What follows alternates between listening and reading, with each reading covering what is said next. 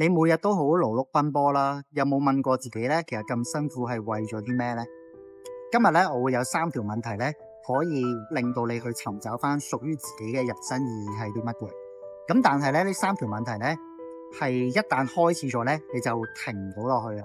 咁所以咧，我會有3秒鐘時間咧，俾你去諗清楚，你係咪繼續睇落去？如果你未 ready 好咧，你可以退出影片；如果你覺得 ready 好咧，你可以繼續睇落嘅。我會有3秒鐘時間咧，俾你考慮清楚嘅。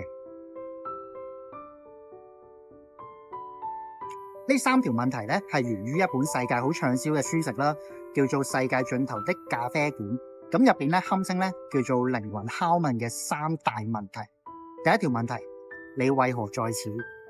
咩叫你為何在此咧？你為何在此嗰個定義就係唔係話淨係關於我點解會返呢份工，我點解擁有現在嘅另一半，我點解擁有我現在嘅家庭，而係關於你存在嘅目的係為咗啲乜嘢？英文咧，我哋叫做 purpose for existing。第二條問題，你害怕死亡嗎？